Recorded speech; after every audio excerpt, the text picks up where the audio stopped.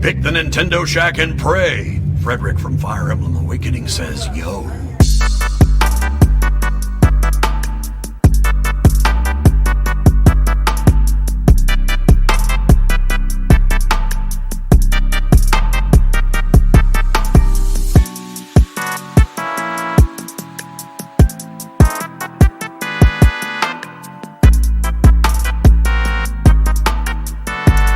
Greetings, Scoobalings! Welcome to this week's episode of the Nintendo Shack Podcast, episode 370, Mario Kart World Direct. It was definitely a direct Mario Kart World Direct that happened. It was definitely a thing.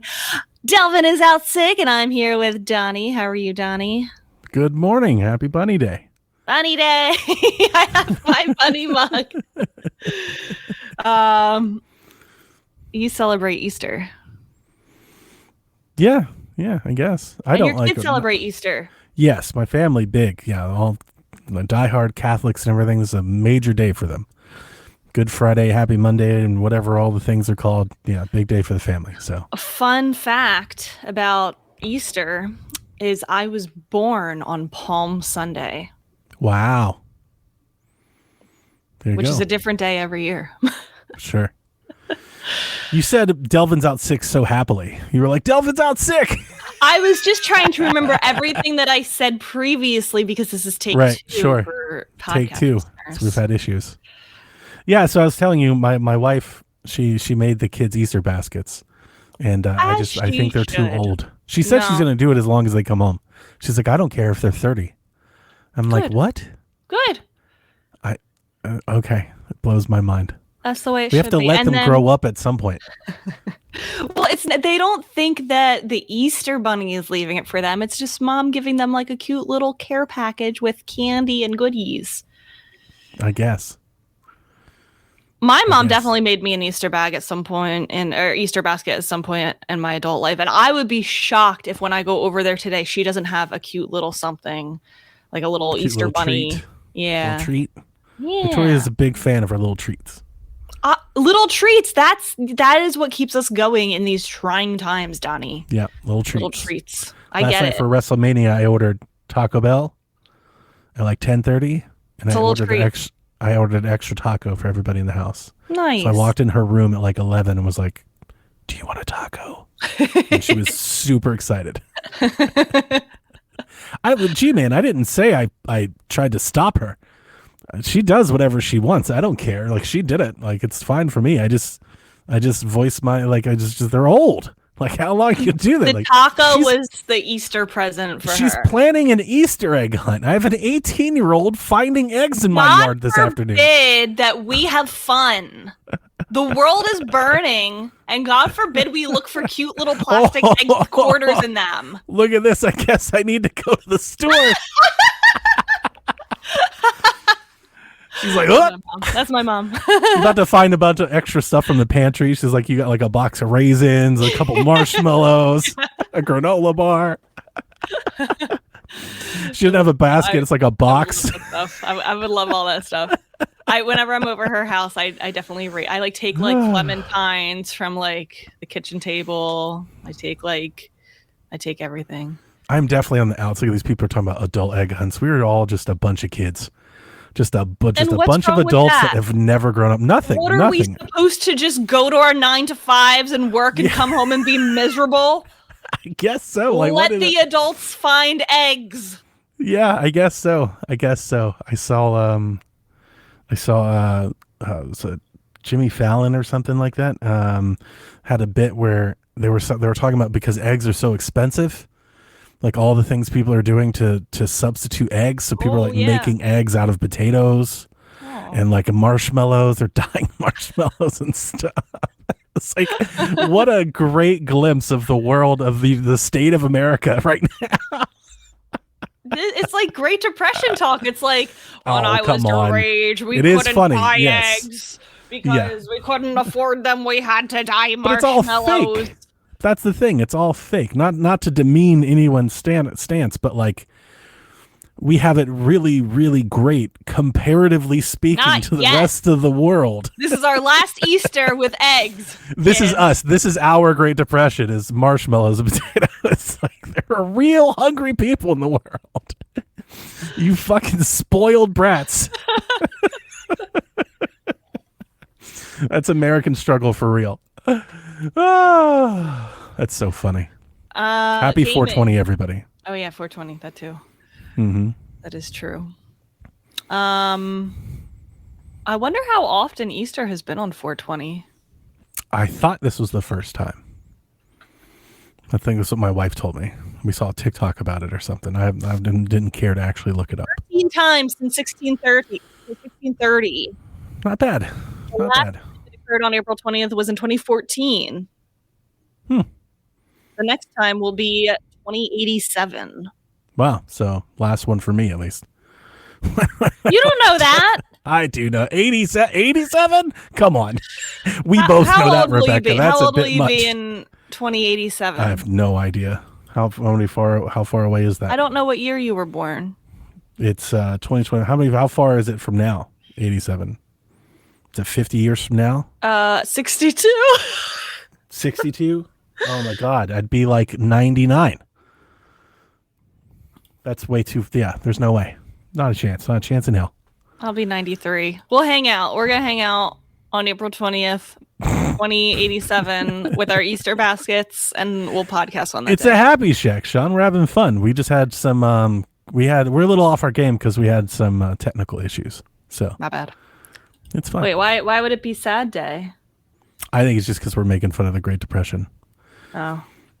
Well, you got to make fun of stuff. Sean doesn't like our woeful, like laugh at ourselves, laugh through the pain sort of. What kind of millennial is he? Yeah, he doesn't like the dark stuff that we do. It really bothers him. What? And I wouldn't say that we do, especially that I do. Talking about death and shit, Sean doesn't like that at all. You got to smile through the pain. So he doesn't like happy clown stuff. That's too bad. Yeah. Yep. Gaming. What gaming stuff did you do this week? I am playing Mario 64. Ooh. Tell me I about have about 30 stars, I think. I pulled a guide, so I'm just going through a guide. I'm having a lot of fun with it. The most fun I've had with it all guide? Why do you need a guide for Super Mario 64? Haven't you played it 500 times? Yes, but here's the thing. I've never completionist played it. I've never done that. I've only ever wandered around. So I was talking about this on PSVG a little bit. A few years ago, you might remember this. I think this is probably in your time when you were a listener. I played Mario 3 completely. Every single level, which is something I'd never done before. I'd always use like cheats and warp whistles and things like that. I'd never just played every level. Sure. So like that's kind of what I'm doing here. Now I know that there's not like warp whistles and stuff, but like there are hidden secrets and things like that in Mario 64. Like I'm just I want to like go through every single thing. Finding stars you never found before. Correct, exactly, and that's why I have a guide. Like I want to see what I have never seen, perhaps. Okay.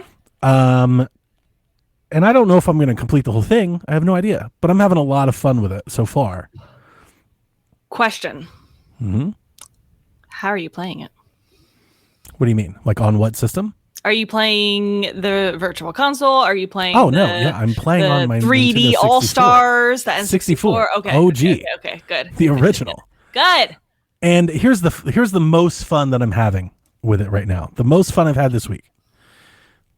My wife came down to watch a movie, and I was playing it, waiting for her to come down, and she was like, "I didn't know he had this game," which is nonsense. The game's been here forever, but she played this game when she was younger. She was allowed to have video games, but she babysat for a couple of kids, and they had this game, and they played it.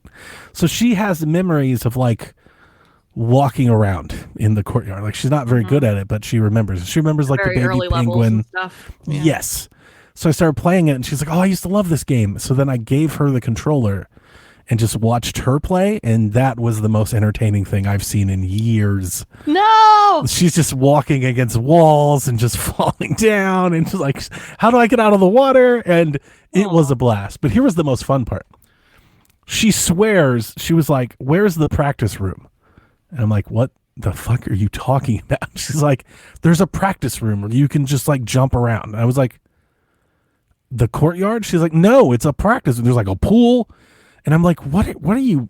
So she's going through every door trying to find this thing that she remembers. And I'm like, is this like a Mandela effect? Like, have you convinced yourself that a level exists that doesn't affect? With things that you make up memories of things that just didn't exist. So I thought that's what it was. And I was like trying to think. So beyond the fact that she doesn't really know how to navigate a controller, which is hilarious. She was going in and out of doors. She kept going in and out of Princess Peach's room like 5 times. I was like, it's the same room. Stop going in there.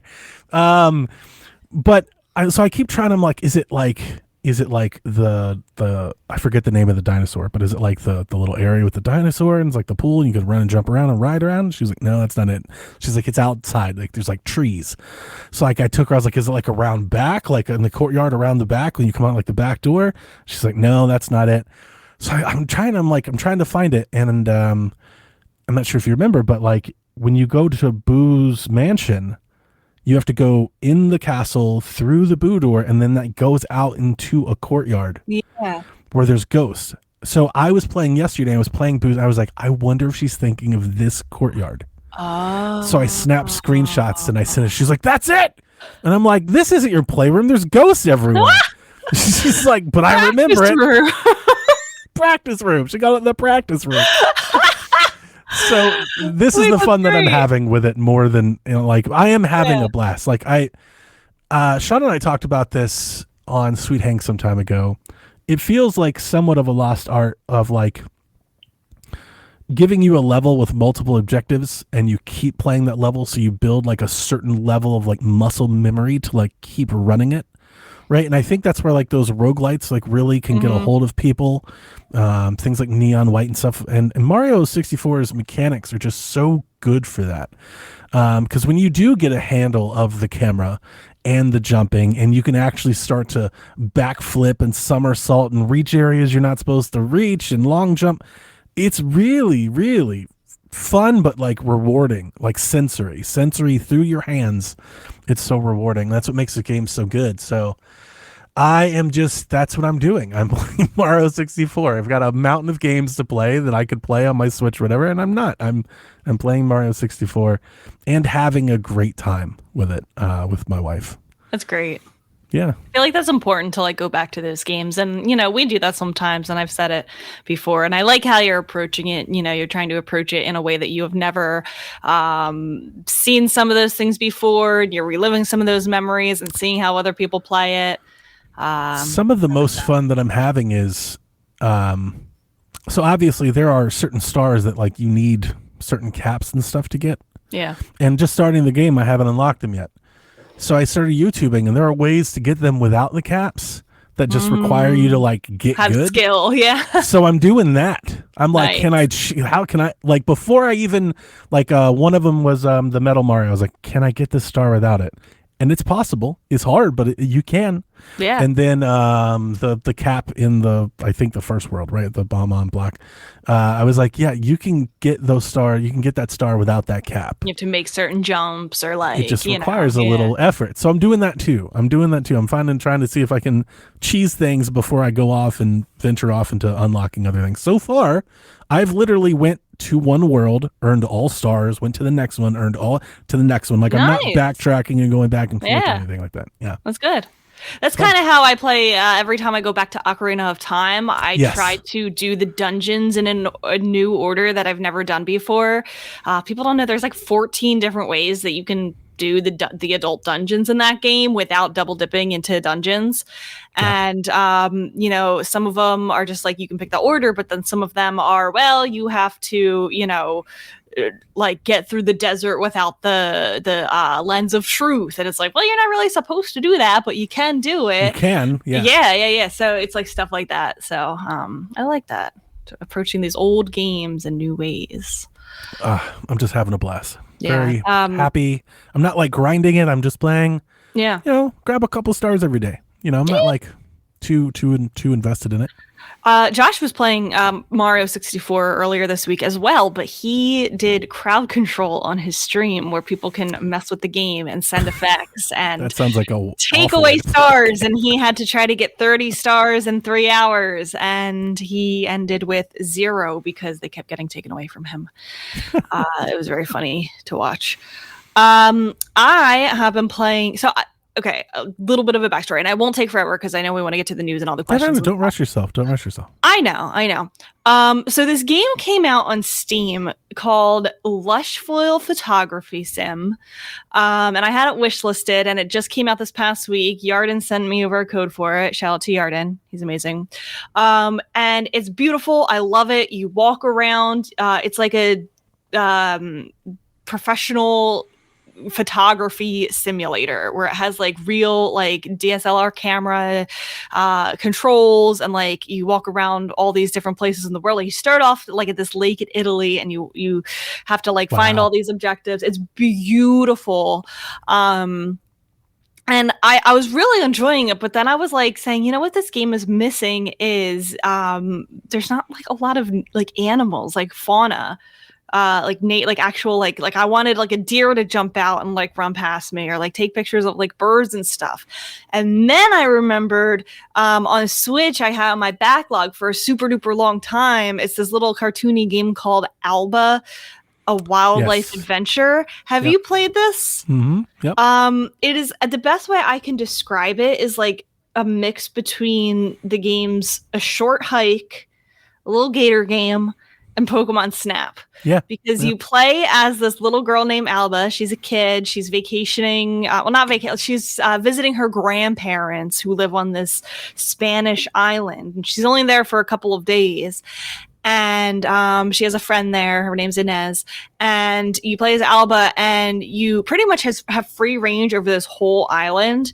You can go anywhere you want on this island. And you're given your grandmom's smartphone, and it has this app that like can identify all of the wildlife by just pointing and taking a picture of it. And you're going around and you're taking pictures and filling out your guidebook. And then the mayor of the island says, I know that there's been a fire at the nature preserve last year, and I just want to say that we are now going to build a giant hotel on the premises of the nature preserve. Yep. And everyone's like, what? And then you have to go around and like help out, like clean up trash and like fix bridges and stuff, and it like slowly brings all the wildlife back. You keep taking pictures and stuff to fill out your guidebook, and like along the way, you have to convince people to sign your petition to save the nature preserve. And it is so cute. And I love like the controls, and I love the characters have like this little Spanish like kind of, you know, flair culture to them. And like I'm learning about all these different types of animals, like they're real animals, like different kinds of birds and stuff.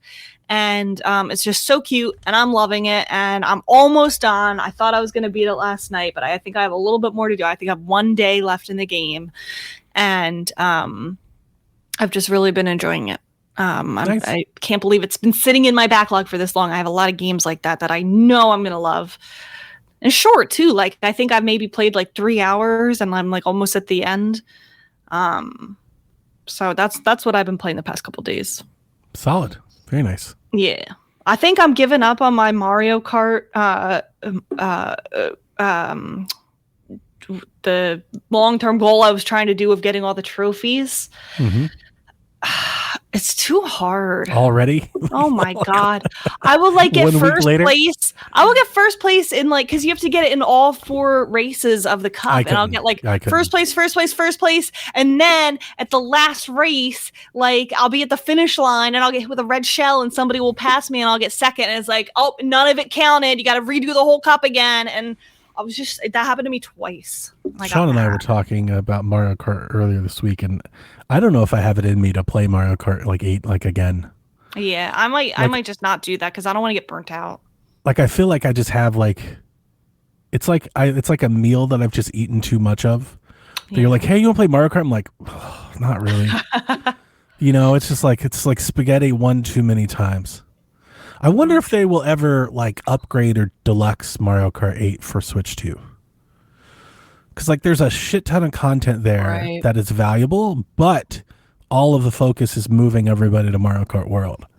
So like there is kind of like a, and I mean it is great as it is. Like you don't have to really do anything to it, but they could up-res it. You know, like I think they could, because think about how many copies are out there that like don't have the DLC. The that DLC, like yeah, like you do a Switch 2 cartridge, but then do you like does it? And here's the thing, like it'll still be the best-selling game of next year. Like it'll still. And that's the thing. It's like, does it even matter? Like if you're like, does it matter if 50 million people are playing Mario Kart 8 and 20 million people are playing World? Like people look at it, it's like you can't have both those things. It's like why can't they? Why not? Like, why do they care? They don't care. Yeah, huge. All they care is that you just keep playing Mario Kart. Yeah. I don't know. I don't know if they'll do something like that, but I could see it. Yeah, they should. They should. Thoughts? Before we get into news, I did mention, or at least I tweeted at you pictures. My daughter's playing her Switch again. I know, that made me so happy. Was it more than just that one night? Has it continued? So she played all night that night, like literally all night. It was like 6 hours. It was like just 1 in because the she morning. remembered Rayman Legends exists.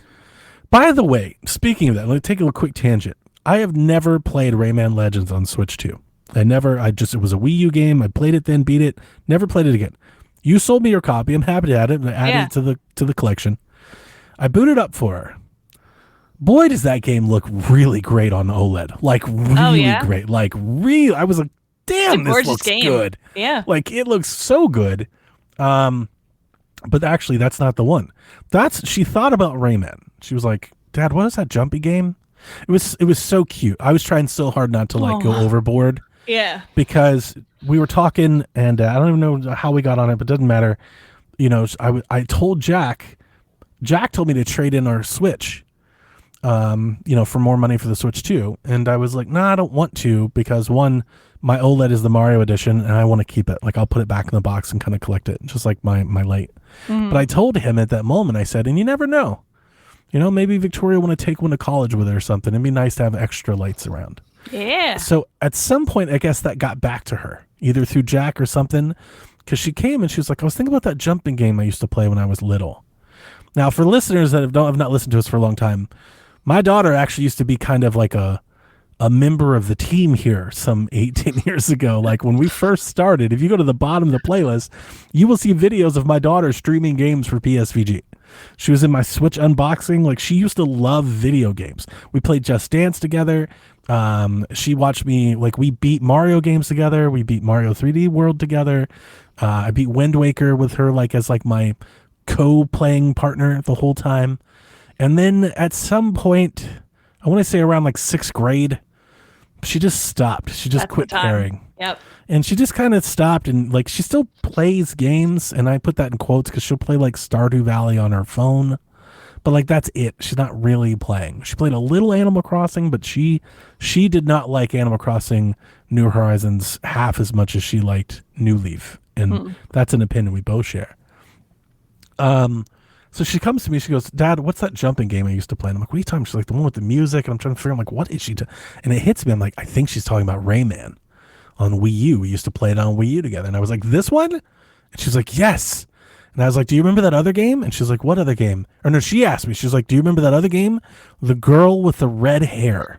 That's amazing. And I was like, holy crap. She remembers. Was thinking of Child of Light. We played Child of Light co-op. Oh my God. It was one of our first games we played together. And that's a good game. I was like, it's girl likes Ubisoft. Game. Oh my God. So I didn't have that game on Switch. So I immediately buy it. Like she takes the dogs out. She takes the dogs out, and without I was just like, give me this. Oh yeah, here we go. We have it. Absolutely. It's right here. So she took it, and she's been playing Child of Light ever since. She played it all that night. She brought the Switch down. It died. She played the Switch until it died. Wow. She brings the Switch, she puts it back on the dock, and I thought that was it. And I didn't say anything. There's a thing with girls. You can't let them know you're on to them. So I didn't say anything. And then 2 days go by, she comes and she came to get the Switch again. Nice. And she looked at me, she goes, Dad, like if I wanted to like have a video game with me at college, yes. Like could I take something with me? She was like, do we still have a Vita? And I was like, a Vita? No, take we the don't have Switch. it." I was She'll like, be we have popular. an extra Switch. Yeah, take She's a like, do you dock. think I could take a Switch with me? I was like, yes. Send a dock with her. We can make that happen. So I'm either going to send my Switch with her, or I may try to buy a cheap Switch as people are getting rid of them. Maybe I'll buy like a light or something for her. Or no, like don't get a light. Get a regular one with a dock so that she can plug it in like common space and play with friends. Yes, 100%. I have a couple travel docks, like the easy ones. Yeah. So I could send that with her. I just don't know if I want to send my Mario Switch with her. I don't want it to come back disheveled.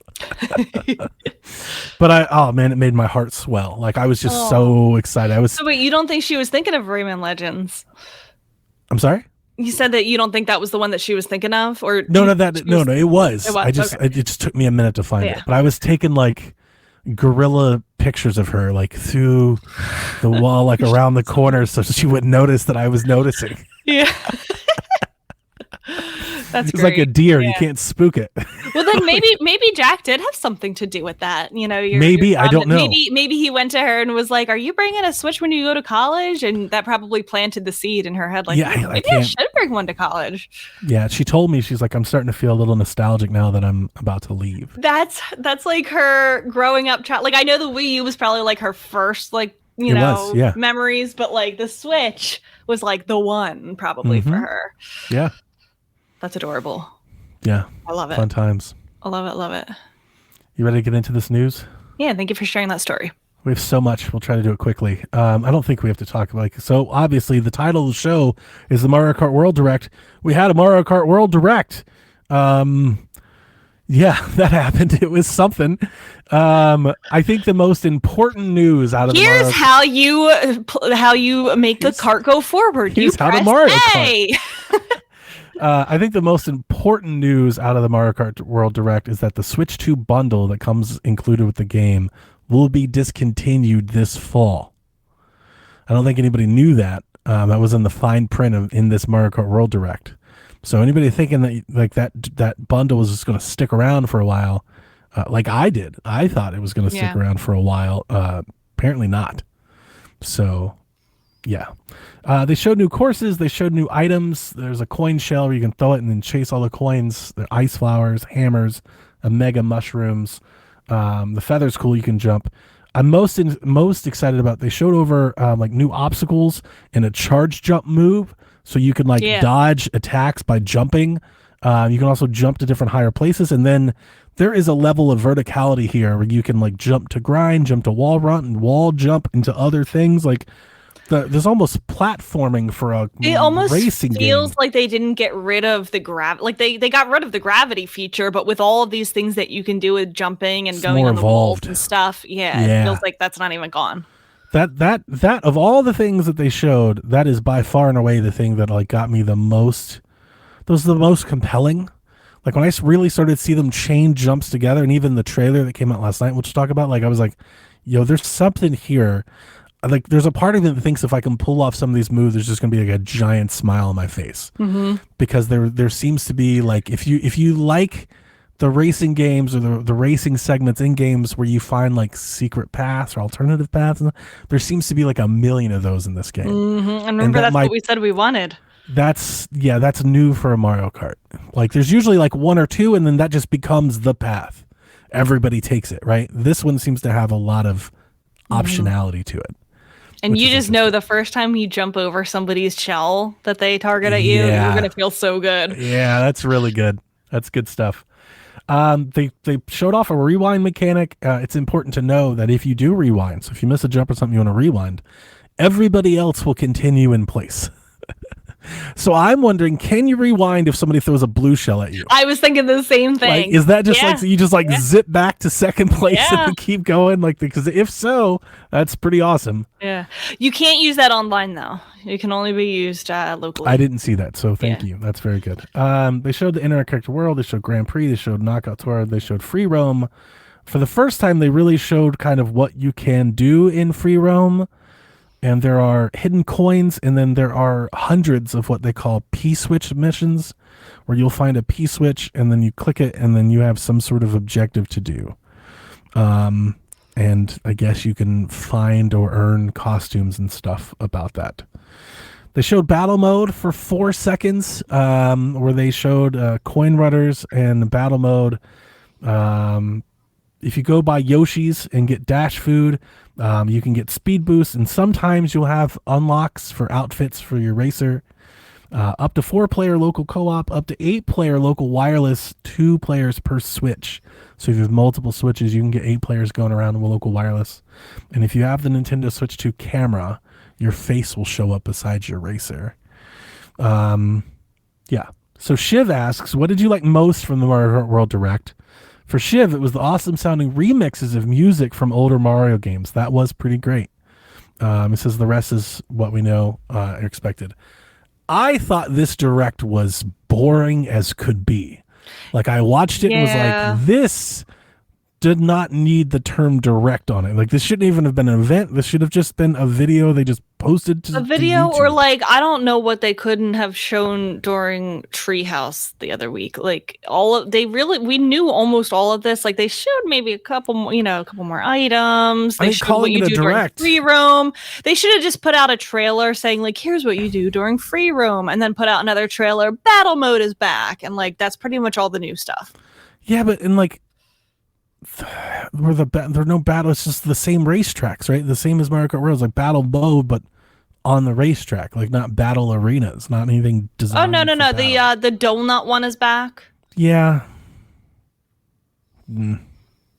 I was just less than enthused, and I think people calling it, them calling it a Direct and kind of making it a thing, and all that, it got people like hoping for something more to this than there is. I agree with that, but I think some people are going way too far with it and saying that, like, I've seen some really, really bad takes about this game, like people saying that it doesn't look good, or that it doesn't like visually doesn't look good, or that it doesn't have enough content in it, like that they're not going to get it because there's not enough tracks. I share a concern that the P-switch thing isn't enough to justify having like that open free roam mode.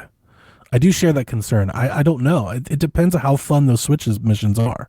If those missions are really fun, then it's not a problem. But if I get into them and they're pretty straightforward, pretty basic, like I'm wondering, it's like, do I like those P-switch missions so much that I want to complete them all?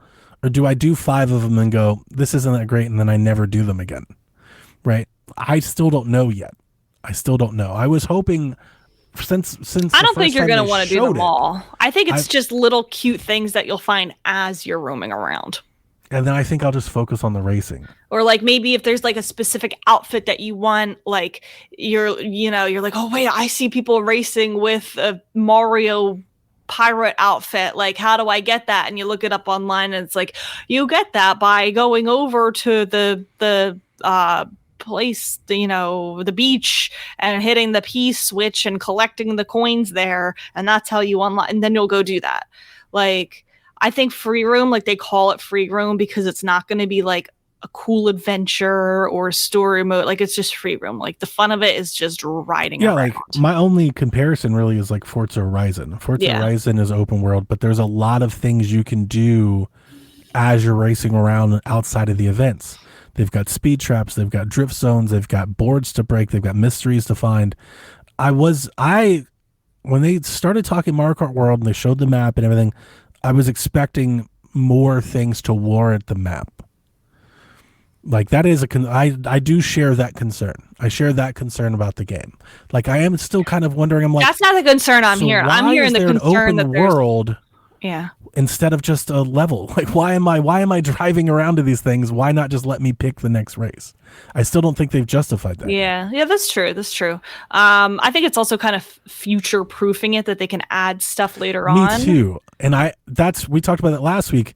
That's kind of where my expectation was going into this Direct. Yeah. I was almost, I wouldn't say for sure, but like expecting them to say something about that aspect of the game, and I guess they did, but I was thinking more like, when you see that map and you see what they're doing, it just feels so much like service game. Like, I really was thinking that we would get some sort of events or seasons or something to make you keep wanting to do it. I'm not going to judge it too hard until I play it, because I think it still might be really cool, or you might still find stuff that you really like that they're just not showing us. I mean, the marketing for the whole Switch 2 has been pretty bad in my opinion. We can talk about that, but I wouldn't be surprised if this is like just bad marketing too.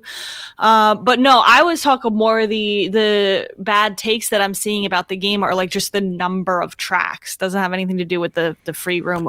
Everything racing wise, I think the game looks incredible. And they teased Rainbow Road. You'll be able to access Rainbow Road at some point. The tracks look great. The hallmark looks back. The music looks great. The mechanics look incredible. I can't wait to do all the jumping and stuff. That's it. That's the fun part. And I really like this Grand Tour knockout mode thing.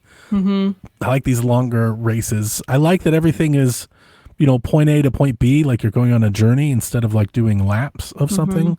I do think it does come at a cost potentially, where like we won't get those really awesome Mario Kart 8 experiences like Animal Crossing, where every lap is like a season and stuff like that. At least I think. Like they could still pull it off, but it doesn't look like anything like that's going to be here. Yeah, I see what at you least mean. At launch. Although there is the night and day, like who knows that the night and day and the weather effects. Like that could change the courses significantly. Like correct. Maybe there's different things happen when it's at night or when it's raining, and then that kind of adds like, okay, there might only be how many courses are there? 16, 24, however many there are. A bunch. That might end up doubling what what it's Plus like. You've got the different. We still have the Diddy Kong stuff where you've got like the wings and you've got the boats and you've got the off road and you got the on road. Like I said, there's a lot of variety here. So I agree with you, Jules. I was just about to say that. I think all the negativity just is about the price. From the price. People are just angry about the price, so they're finding reasons to warrant that anger. I don't think that's justified. I think the game looks great. Like the game looks incredible. My wanting something to do in the free roam mode aside, like that's really not the point. Like, that's not the main course here. It's a side thing. And like I said, if those P missions are really fun, and they could be, that could be very addictive. Like if I click a P switch and it's like, figure a way to get your cart up to the top of this cliff, and I gotta like go double jump off a wall and grind and click over, and like some of my favorite stuff about Sonic Frontiers is that there's a lot of fun in Sonic Frontiers, and you see this world in front of you, you're like, how the hell do I get over there? Like I like that kind of stuff, and I want those P missions to be that. They just didn't show it. Like they haven't made that sell. They haven't made that connection yet. But if they do, I could get lost in something like that for sure. That kind of scratches the way I play video games. Like I kind of into that. Go figure all this out. I may do that. I think you'll like that aspect of it. It seems like that's the kind of thing. I'm not going to name who this is, but I saw hot takes such as, I think the Mario Kart World Direct was the first time that more information was shared about a game, and it convinced me to not want it anymore. To not want it? That is... I'll tell you this. I don't think I'm here.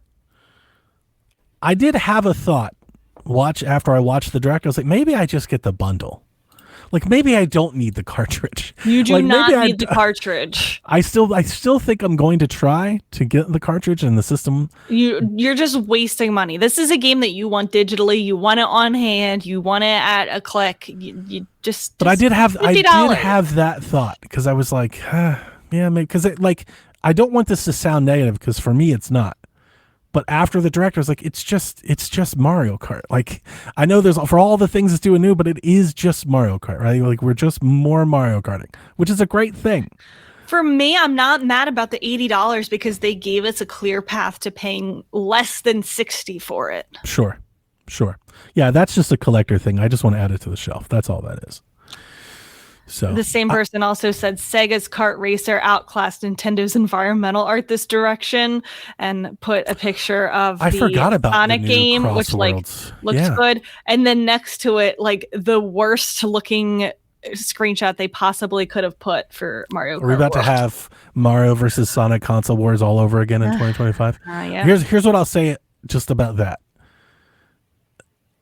There was like a beta test for Cross Worlds that went live after it was shown. People played it, and the reaction out of that beta test was not like super positive. I don't know what it is about the game. I think it's like too fast or too chaotic or something, but there were some complaints. On the opposite side, there's a lot of negativity about Mario Kart World online from people who've never played it.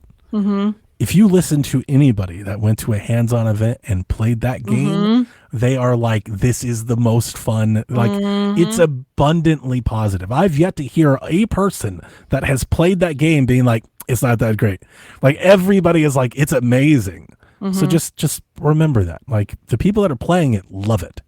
So I wouldn't judge it until you have a chance to play it. Yeah. I think I'm everyone not. in chat played it. I'm getting it. Like, I'm definitely getting it. I'm all in on it. So. And everybody who's complaining also will be. If you're getting a Switch 2, you're getting this game. Like, let's be real. Like, that's true. Don't lie to anybody. And that's why the price is $80. Like, because they know you're going to get it anyway. Yeah. You're gonna bitch about it, and it might mean you don't get another game, or you don't get an indie game, or you don't get a controller, but you're gonna get it. That's why it's $80. Speaking of controllers. Yeah, so last week's episode was drop the pre-order. Well, they did. So we've got an update on pre-orders. The U.S. and Canada pre-orders begin on Thursday, April 24th. The console price remains unchanged at $450 and $500 respectively. Walmart and Target will go up for pre-order at midnight. Best Buy has yet to confirm that. I am really believing that they will also go at midnight online. I feel like they have to stay competitive. They have to, I do right? too. But there's been some mixed reporting on that because they announced they're doing midnight launches, and I think maybe that's got people thinking they're taking pre-orders at midnight. But I've actually seen people report in like screenshots that they were doing midnight. So I think they're doing midnight, but it's not on the website yet. GameStop will not be taking online pre-orders at midnight because the next day at Thursday, they open stores and online at 11 a.m. and they will take in-store pre-orders. So, GameStop and Best Buy are both having midnight launches at select stores. So if you want to get it at midnight, you will have to order from one of those stores. My first choice is pre-ordering from Best Buy so I can go to the midnight launch. Are you going to get it at midnight? Yes. So if I get it at Best Buy, absolutely. I was absolutely thinking about this last night. I think I'm too old for midnight. No, you're not. Listen, not that I can't, like, obviously, it's not that I can't stay up at midnight. I'm up midnight anyway. There's just something about, like, I don't feel like I need to get a system and play it at midnight. I'm gonna go to the store, get the system, come back, and then what? Play till 3 a.m? I did that for Mario Odyssey, and it was the best decision ever. Okay, so I didn't do that for Switch. Like I went to my midnight launch. No, I didn't do it for Switch. Which was at my old store, so I had moved in the process of the Switch coming out. So I had to drive an hour to my old store and drive an hour back. That's different. I just went to sleep and then woke up the next day and played Switch, which I think that's what I'm going to do. Like, because all I'm going to do is go to the store and get it. And then if there's a part of me that's like, I don't know if I can explain. I don't want to like unbox it at like 1 a.m. like something feels off about that to me. I don't know why. I took off for launch day, so I guess it doesn't really matter. I did too. That's exactly what I'm thinking. It's like I'm going to be in a house full of sleeping people, like doing what? Unboxing my thing on Discord or something? Yeah, that's I guess different for you because you have a family, right? Or whatever. You're like a real adult or something. Whereas like me and Josh, like he'll come with me and pick up his too, and like he'll probably stream the unboxing, and I'll be doing mine, and I'll be like, look. Yeah, I think I'll just play it in the morning. Yeah. You know, like I'm just going to play it in the morning. Okay, well then don't take my Best Buy pre-order because if at all possible, I would prefer to order mine at Walmart or Best Buy. And then if I have to, GameStop, and if all else fails, Target. Well, but like I won't have that option by the time GameStop rolls around. I know, right? As of right now, if Best Buy isn't doing a midnight pre-order on April 24th, that means I have to pre-order from Target, and I'm boycotting them right now. Boycotting. Yeah, I get that for the DEI stuff. Yeah. Yeah, I wouldn't do it. If I could order at Target, I would. I'm not that deep on it, but I get it. Tony Baker says, I want to do midnight and then unbox in the morning. I mean, listen, I'm not telling other people not to do midnight. I get it. It's just like fun to like be there. Like you're around people that are like, So that's the thing. like my GameStop now, I don't like and don't know anybody there. Yeah. I think that's it. That's the difference between me and 8 years ago. 8 years ago, I knew people at that store. I knew them by name. I would hang out. We'd have fun.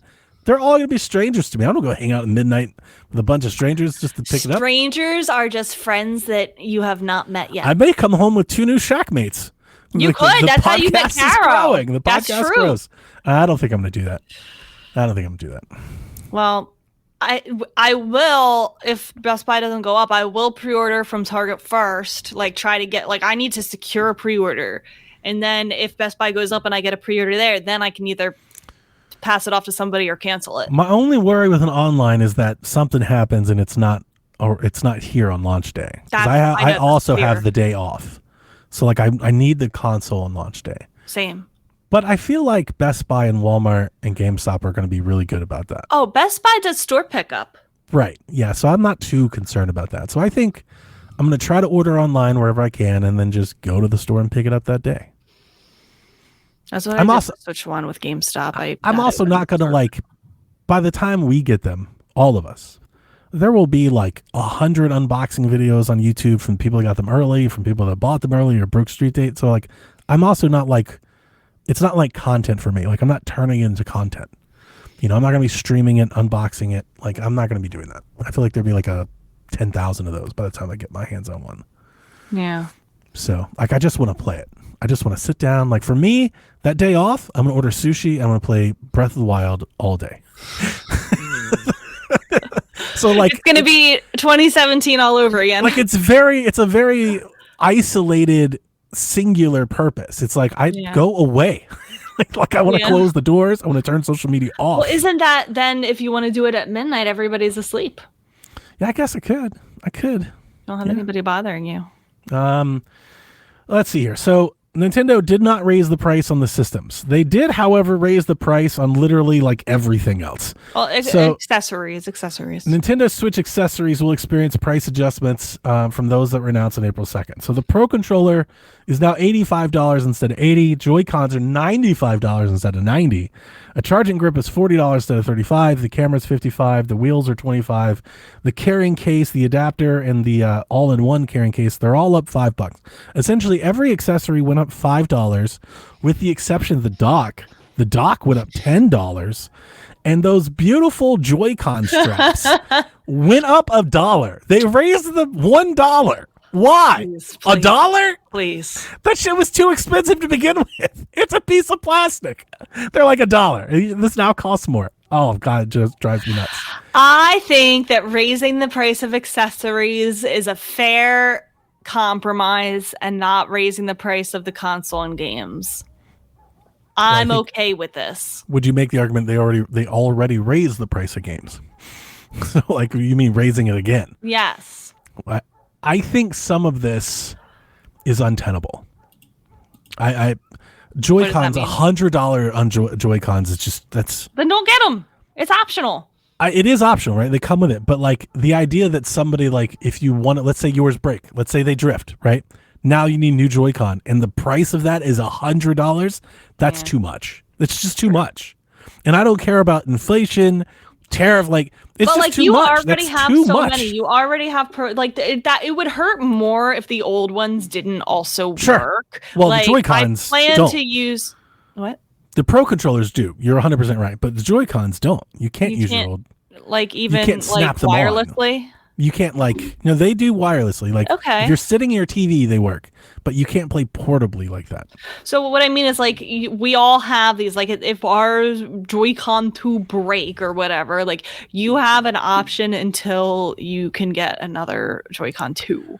I'm really hoping that we get accessories like the Nitro Deck and stuff, like Pro Cons, the Hori, like the Hori Split Pad Pros. Like we need some third-party alternatives for portable play. Definitely. And I just hope the Joy-Cons are awesome and they work and they don't break and we just have them. We have them forever. But I'm just saying $100 for Joy-Cons too much. Like it's just too much. Like I'm saying that out loud. It's just, that's too much.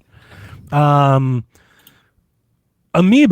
apparently have been raised because GameStop jacked all their Amiibo up $10. So the Street Fighter Amiibo, They're $40 a piece. It's a lot. The Tears of the King amiibo are $30 a piece. Now, I think they're the only ones that have done this so far. I don't think the other retailers have yet. I checked the day before yesterday when I was doing the notes, and Targets were the same, and so were Best Buys.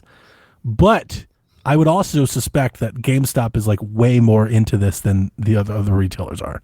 Like, this is GameStop's like business for the year. Switch 2 is like number one on their to-do list. This is Walmart the only thing really keeping them give in a shit right business. now. Yeah, so like I would expect GameStop to be first, and if they're doing it, I suspect it's because they know what the hell they're doing, more so than the other ones. I would expect the other ones to catch up, but the price of the brick is going up, as we've been saying on PSVG for weeks now. And yeah, Switch 2 is expensive, for sure. Joy-Cons, man. I need those split pad pros. And you are right to point out that, especially like the Pro Controller, we were talking about this before the price went up. I was already being like I like the new Pro Controller. There's a lot of people that with hands-on videos in the past week that are like, the Pro Controller is incredible. And it's like, I get that. That sounds awesome. But my Pro Controller that I have now is awesome, and I've got 6 of them. Like, I don't need another controller. I don't need it for the C button. I don't need it. So yeah, I don't plan on getting a Pro Controller. But the Joy-Con, man, $100. It was already $100. 90 was already $100, but still, it's a lot for Joy-Con. We need third-party Joy-Con. Hori, I need you to help us out immediately. For Switch 1, I did buy a lot of Joy-Con, and I really shouldn't have. So I think this time around, I will not be doing that. Yeah. This is really setting up a place where I know all the third-party stuff comes from China, but like if they can figure it out and find a way to get something going, like if somebody can come up with a split pad pro, or I know Hori did the split pad pro. Who did the D-pad? Remember the Joy-Con with the D-pad that you could only use? Yeah. Was that also Hori? I think so. If anybody can come out with something like that, I think there's like money to be had here. If you can get that out for $50 and undercut them by like basically half, you could probably sell a shit ton of those things. So I'm expecting the third party to fill the gap here if they can. So we'll see. We have questions about the pricing. So Indio Techno says, what's the plan for pre-order night? PSVG crossover Shaq with live updates. So this is the fun part. Wednesday night we'll be recording, and we're usually live at midnight. So I would guess I'll be doing this either mid podcast or after the other guys leave. Oh wait, I thought you weren't getting it at midnight. No, I'm going to try. I'm going to try.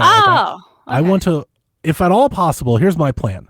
My plan is to try and get one at midnight online, and then if all else fails, I will go line up at GameStop. Oh, this is for pre-order night. I see.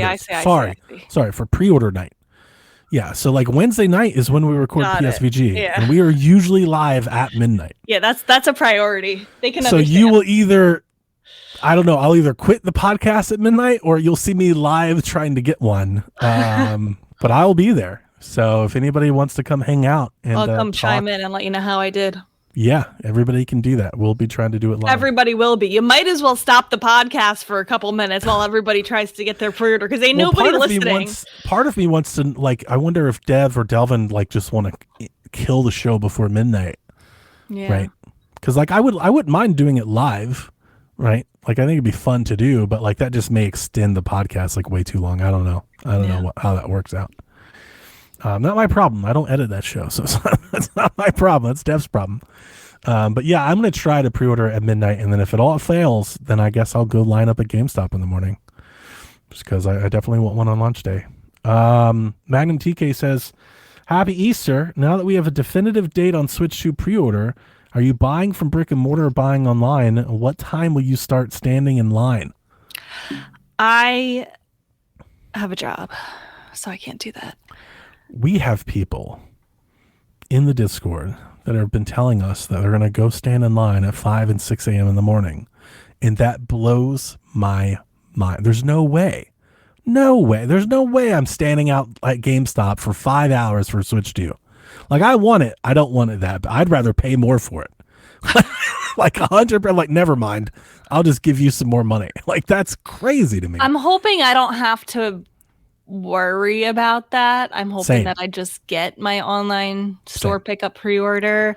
Worst case, I have 2 backup plans in case I don't get one online that night. One, plan A, I already asked my dad, hey, what you doing on the morning of April 24th? And he said, why? And I said, you might be going to a store for me and pre-ordering. So he said, let me know. So he has my back. Also, Josh doesn't have a car, but I realize he can drop me off at work and take my car and go stand in line somewhere. Wow, you're actually going to have somebody stand in line for you. I have 2 men that will stand in line for me. This is the joy of being a woman in the world. Yeah. I don't think any woman will go stand in line for me for a Switch. That's definitely not a thing that'll happen. Well, notice I texted my dad and not my mom. Sure.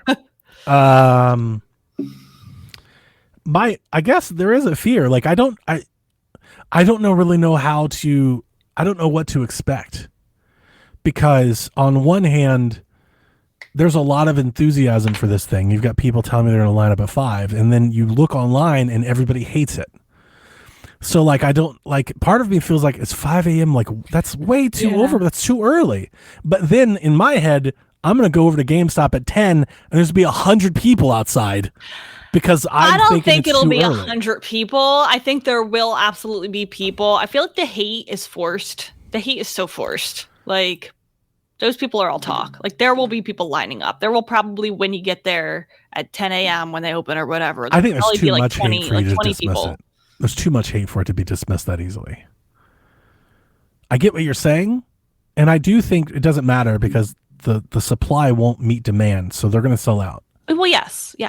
But I'm just missing the hate. I'm just missing the hate. The anger for the Switch 2, it's so prevalent. It's everywhere. Okay. And I think it's real. Donnie, do you remember Dexit when Pokemon was like, we're not going to have all the Pokemon, and the hate was so forced? Yeah, I think it's a little... Fortree, and then it ended up being the best-selling Pokemon game of all time. I think it's a little bit different. This is one game and not hundreds of dollars investment. But the difference being is that it's everywhere.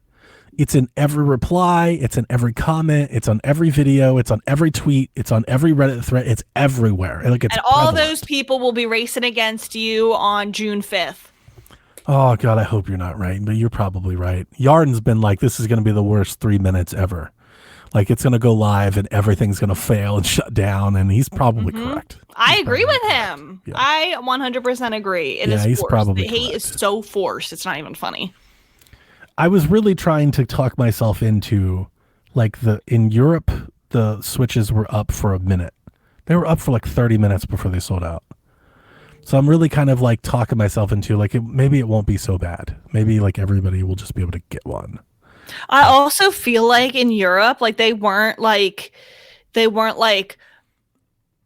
didn't know the second that it was going to go up for pre-order.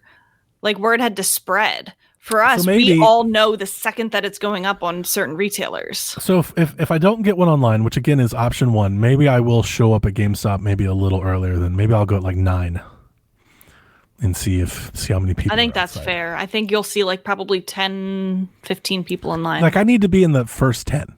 Yeah. I don't need to be 1, but I need to be in the first 10. But I'm really hoping it doesn't come to that. Like I'm like with you, like I won't mind that night. The part of it, like, I can't. Them doing it at midnight makes me think that like we'll all have a better chance, but it also just makes me think like that's just helping the scalpers. It's helping the bots, if anything, because everybody else. I'm not everybody else because they're preparing for it, right? But like at midnight on the East Coast, a lot of people won't even be awake for that, right? They'll just be asleep by then. Nope, everyone's going to stay up. We know about it. Everyone. Yep. I think some people just don't care enough to stay up to pre-order. The people who are getting it the people who are getting it day 1 are pre-ordering. Yeah, you're right. Nobody's thinking about June 5th walking into the store and being like, "Hey, y'all's got any Switches?" Nobody's doing that. Y'all's got any Switches? That's amazing. Listen, I have been in my fair share of ticket lines for Taylor Swift queues, and I've cried over it. So I'm ready for this. I mean, I'm gonna be ready. Just know that I will be sitting there on stream with browsers open, my iPad open, my phone open. like Have all your credit card information saved ahead of time. Ahead of time. Yeah. Poker says Switch 2 will be the first console I've ever attempted to pre-order. Where should I order from? Any helpful tips? Well, Anywhere. That's step one. Anywhere. Tip one is pick one or two of your retailers and make sure your credit card and account information and address information are that you're logged in. Buy something this week ahead of time just to make sure there's nothing wrong. Practice the clicks, practice where everything is on the page. Yeah, definitely do that. Test your internet speeds. I have always had a lot of success with Best Buy. They seem to have good anti-scalping bot stuff, the limits on orders, and they have waiting queues and they queue people in. So that's yeah, I don't think I've ever failed to get a pre-order at Best Buy when I wanted it. Walmart has also been pretty good for me. Target's always been great, honestly. There's several times I just go into Target, and Target's actually been somewhat uneventful. When I ordered my one of my Xboxes from Target, and I literally just logged in, just clicked it and bought it. It was just, there was nothing to it. GameStop, I've gotten pre-orders in, and then later they've emailed me and said, oops, canceled. GameStop is the one that I would online. GameStop's online experience is trash. Yeah. It is the worst. That's the one. No, in person it's great. I'm with you there. I wouldn't even try online at GameStop personally. No. I wouldn't even try. Just go to the store. If you want to buy a GameStop, just go to the store. So yeah. But yeah, don't be afraid. Who asked this? Who said this? It's Poker. Don't be afraid to pre-order it in one place and then just whatever the first place goes up, and then your preferred place put in a second pre-order and then cancel the first one. And there will be waves, right? They'll come and go. So if you don't get one at 12:15, if you stay up, there'll probably be a couple openings all night long, and there'll be openings the next day. And then if you don't, put on Wario notifications. I've already done that. I know. I'm telling Poker. I know. I have set up Wario notifications to my desktop. And actually, as you say that, I just got a little notification. Wario, he just posted a sale. And something I have them pinging. The man tweets so much. I have them pinging my desktop. So I don't even have to have Twitter open to see it. And he deserves the affiliate sales for this. The man 100%, works. 100%. Could you imagine if that account ever went away? We'd be lost. Lost. One. I need him for Taylor Swift merch. Yeah. Cloud9 says, I have a feeling it won't be as bad as we think. I hope so. Right. I hope so. I just hope there's so many here that initial wave can really get in. Yeah. If they've got 5 million of those things here, we should be able to get one of those. Yeah. 5 million's a lot. Yeah. So I really hope that they've. I just know I know Yarn's right. I don't want it to be true, but in my heart of hearts, I'm he's so right. We're all going to be bitching and screaming about this thing a week from now. We'll see. All right, Rebecca, I wanted to talk to you about this specifically. Yoshida making headlines this week with a quote. Most of the articles and blogs and reactions are running with the quote. Nintendo. Who is this? Who's this clown? Oh, clown. Who's Rebecca. Whoa. Shuhei Yoshida is a long, an OG PlayStation executive, core of the business. I'm sure he is. So he just left PlayStation some time ago. He's been doing some interviews. So this comes from Easy Allies, and I'll read you the actual quote. So they asked him, Easy Allies, they asked Shuhei, hey, what do you think of the Switch 2? And here's what he said. To me, it was a bit of a mixed message from Nintendo. In a sense, I think Nintendo was losing their identity, in my opinion. For me, they're always about creating some new experience, designing hardware and games together to create some new experience. But Switch 2, as we all anticipated, is a better Switch, right? It has a larger screen, more powerful processor, higher resolution. They even had their hardware person starting the stream as other platforms do. And because it's a better Switch, the core premise of the whole Switch 2 is we made things better. And that's something other companies have been doing all the time. I was less enthused by the showing of games we have already had played before, like Elden Ring and Cyberpunk. I was personally a bit disappointed because they didn't disappoint everyone, Shuhei said, because everyone wanted a better Switch in the Switch 2.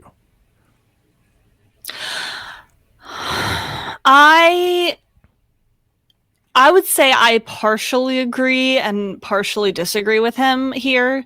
I think I agree with like the overarching statement Nintendo is losing their identity, like to a point, like to a certain extent. I don't think that the and I want to hear what you think too, but I think you'll agree with me. I don't think that the weakness here was focusing right off the bat of the better hardware. Like I don't think the problem was that they, showed off that it's a better Switch. I think that that's, not I'm trying to choose my words carefully here. You gonna give me a minute? Yeah, go ahead. You go first. Yeah. So I already talked about this a little bit on PSVG. I wanted to hear what Delvin and Dev thought because Shuhei, like I said, he's an OG, like from the '90s, place, like so he's a big deal. So I've already actually had a chance to kind of talk my way through this. So I can give you a minute to kind of wrap your thoughts. Yeah. My initial pushback. So in the reaction to these statements, it's been about a week. So like we're way behind. Every like YouTube, like GVG, everybody, they've all done YouTube videos, articles, blogs responding to this. And I feel like the response to this has been overly defensive. So that's kind of where I want to bring my take defensive to Nintendo. Yeah. Like the people are like, let me prove you why it has mouth. Like they're like, it's too like trying to prove Yoshida wrong. I agree with Yoshida initially. It's kind of like you, honestly, when you said I'm a bit of both, that's exactly where I am. But I push back on the identity for one specific reason because I was I don't know if identity is the right word. Like that's the part that I'm struggling with. It is. Yeah. So I was cutting grass really thinking on this. And what I really came to when I was explaining with Dev is the word identity. Like what is Nintendo's identity? To me, Nintendo's identity has nothing to do with hardware. And I also feel like it's a little weird that we have saddled with Nintendo with this claim that all of their consoles have to be super weird and quirky to be accepted, right? Like to me, that's really just like a 3DS Wii thing. And you can like, it's not like the other consoles didn't have innovations. We can talk about touchscreen. We can talk about the motion controls. We can talk about the bear claw. Like they all have that. Mm-hmm. But when I hear people talking about like blending these things together, a new experience, I really hear Wii, 3DS, Wii, like that one, that period of time is, I think, what a lot of people are referring to. But to me, that isn't Nintendo's identity. Nintendo's identity are their properties. Yes. Like if I was to say, like, what are these companies' identities?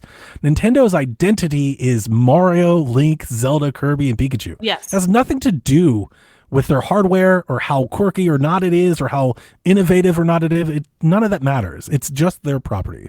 The hardware is just how they deliver to you their property. It could be super traditional. It could be crazy unique. But the identity is the same. The identity is the properties. So I don't think they're losing the identity. Now, what I explained to Dev, and he agreed with me, I think the word that maybe Shuhei might have used is Nintendo's identity is evolving. Because I do see a significant shift in Nintendo from the Switch 1 to the Switch 2, like the marketing video, the direct, how they're doing it. And let's just talk about it. The people are new. It's younger, right? Their developers, their hardware people, they're talking about things that even we were surprised. Frame rates, VR, those are things we were all surprised by them. But I think that signals to us a shift at Nintendo. And what I was explaining to Dev and Delvin is all these people we've grown up with, Miyamoto, Aonuma, they're old. They are retiring, if not already. This is kind of a new Nintendo. And I guess my lasting point, because I more want to get you back into this than me saying what I've already said. My lasting point is this is not Iwata's Nintendo. It's definitely not. I have been saying that for as long as you've been on this show. Yeah. Like I keep trying to tell people that because it's like we keep living in like this Nintendo is the Wii era of logic. And like it hasn't been that way for like 10 years. Like you got to let that go. Iwata was that dude. Game developer, quirky, started in the directs. He was a trendsetter. He's amazing. That's why people love him and write books about him, but he's gone. This is Furukawa's Nintendo, which I've kept explaining is very corporate. It's very polished and it's very controlled.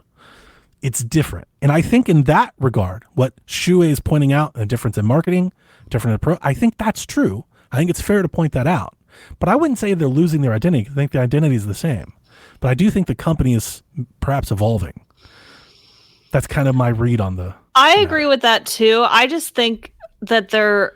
And I don't know if maybe this is like the root of like what he's trying to say here. Like, it's not so much the identity, in my opinion. It's like, I feel like the marketing is just, it's so different this time. And I think it's worse in a way. Like, they did, focus a lot on this hardware aspect of it. And like, that's true. Like, that's not Nintendo.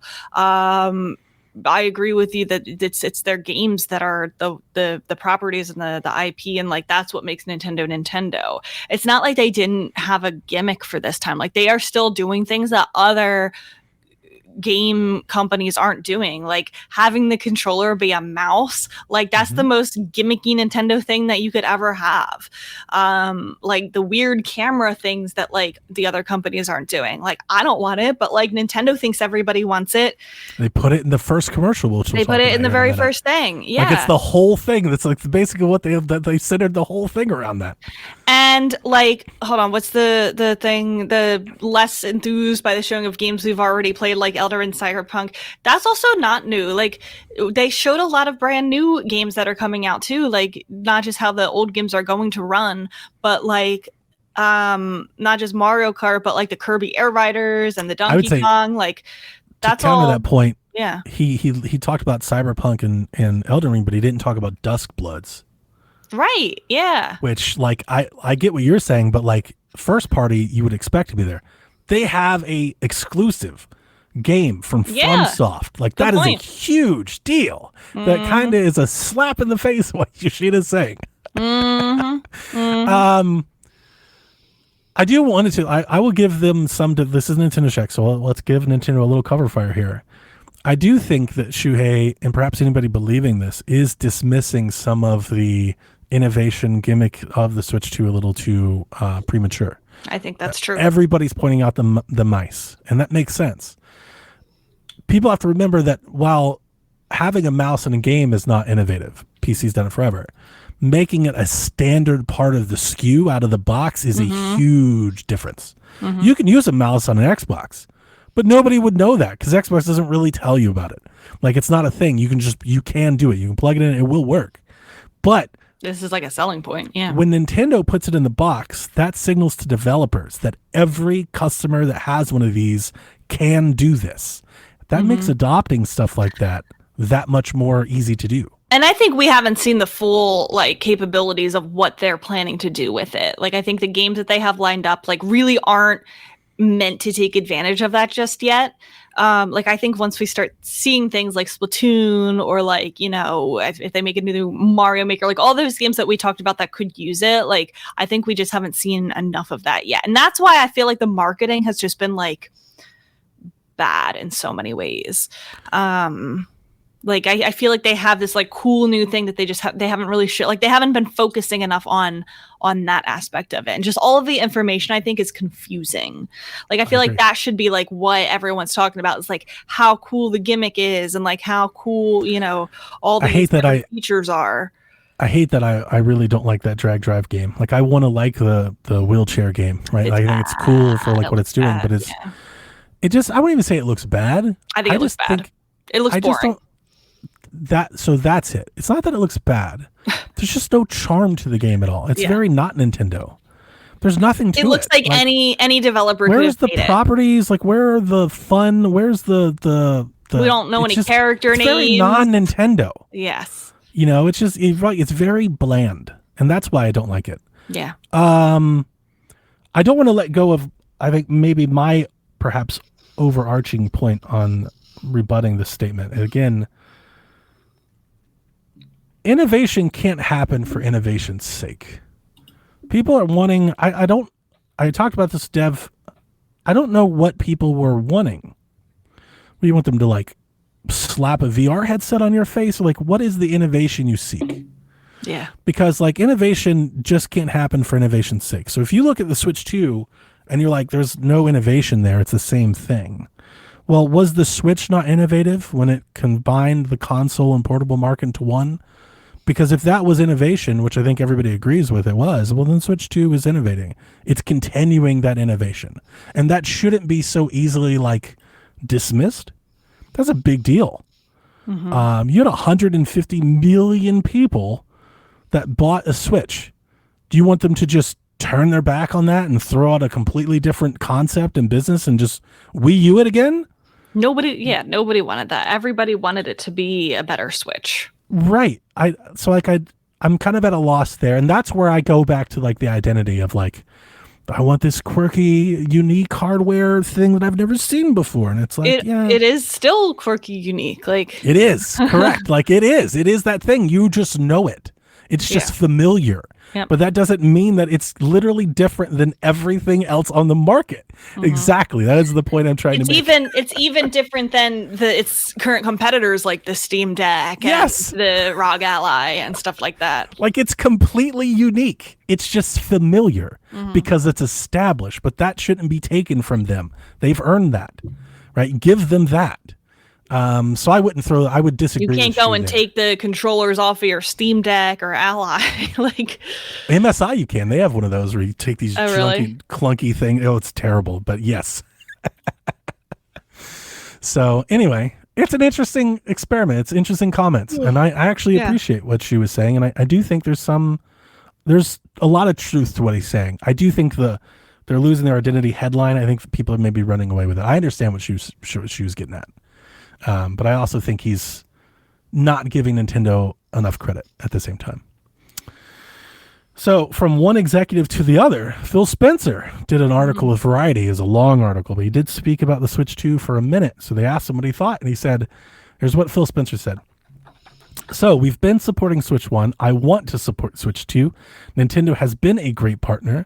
We think it's a unique way for us to reach players who aren't on PC, who aren't players on Xbox, and I'm a really big believer in what Nintendo means for this industry and us continuing to support them. And getting the support for them, for our franchises, I think, is an important part of our future. Put your money where your mouth is, Phil. Put Halo on Switch, coward. Yeah, so you can only read into that I think there's been a lot of reporting saying that Xbox would have a lot of support for Switch. We didn't see it in that. I think it will.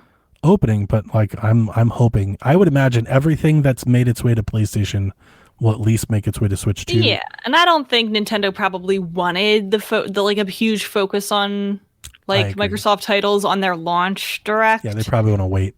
Yeah, and they could probably space it out. Mix and match. I do want put Rare Replay on Switch. I want a Rare Replay cartridge. I want a cartridge.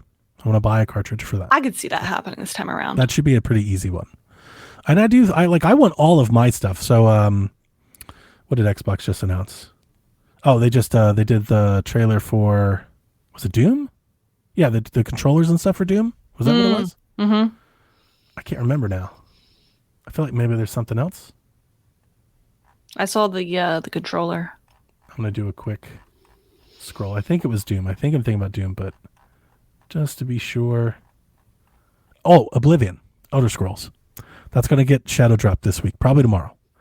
And when it's already leaked, the Virtuos who's doing the port of Elder Scrolls Oblivion, they leaked pictures of what the remake looks like and stuff. It's on their website. So when the news dropped, this is what was going on, I posted in our Xbox channel. I was like, put it on a red cartridge. And then one of our Xbox folks was like, are we going to do this every single time? I was like, yeah. 100% we are. Like, don't be mad at me. Be mad at them. This is what Xbox says they want to do.